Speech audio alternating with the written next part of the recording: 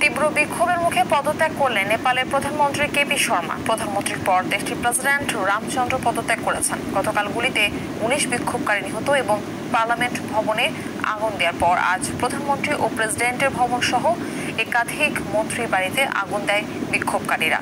এর আগে সোশ্যাল মিডিয়ার উপর নিষেধাজ্ঞা তুলে বিক্ষোভকারীদের শান্ত করার চেষ্টা করে কেপি শর্মার সরকার। বাতিল করা হয় নেপালের ত্রিভুবন বিমানবন্দরের সব ফ্লাইট। এদিকে জরুরি বার্তায় নেপালে অবস্থানরত বাংলাদেশিদের ঘর বা হোটেলে অবস্থানের অনুরোধ করেছে কাঠমান্ডু বাংলাদেশ দূতাবাস। ইমতিয়াজ আহমেদের রিপোর্ট। সোমবারের সহিংস বিক্ষোভের পর মঙ্গলবার ভোর থেকে উত্তাল ছিল নেপাল। প্রথম দিনের বিক্ষোভ দমাতে বিক্ষোভকারীদের উপর গুলি করলে নিহত হয় ১৯ জন, আহত হয় কয়েকশ। হতাহতের এই ঘটনায় ফুঁসে ওঠে জনতা। রাজধানী কাঠমান্ডুর পার্লামেন্ট ভবনের সামনে জড়ো হয় তরুণরা।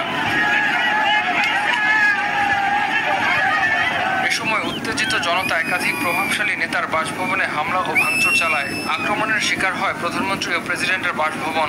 দেশটির তথ্য ও সম্প্রচার মন্ত্রীর বাসভবনে আগুন ধরিয়ে দেয় বিক্ষুব্ধরা। হামলা চালানো হয় উপপ্রধানমন্ত্রী ও সদ্য পদত্যাগ করা স্বরাষ্ট্রমন্ত্রীর বাসভবনেও। রাজনৈতিক দলগুলোর কার্যালয়কেও লক্ষ্যবস্তু করা হয়।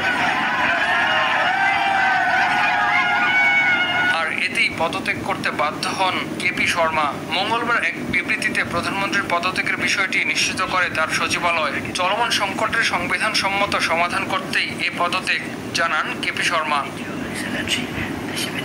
গুরুতর পরিস্থিতিতে নিরাপত্তার শঙ্কা থেকে বাতিল করা হয় নেপালের ত্রিভুবন আন্তর্জাতিক বিমানবন্দরের সব ফ্লাইট। এদিকে নেপালে অবস্থানরত বাংলাদেশিদের জরুরি বার্তা দিয়েছে কাঠমান্ডুর বাংলাদেশ দূতাবাস।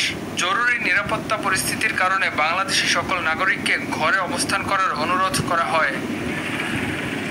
গেল সপ্তাহে ফেসবুক, ইনস্টাগ্রাম সহ ২৬টি সামাজিক মাধ্যম অ্যাপের উপর নিষেধাজ্ঞা জারি করে কেপি শর্মার নেতৃত্বাধীন সরকার। সরকারের এই নিষেধাজ্ঞার বিরুদ্ধে প্রতিবাদ জানাতে সোমবার রাজপথে নেমে বিক্ষোভ করেন নেপালের কয়েক হাজার মানুষ।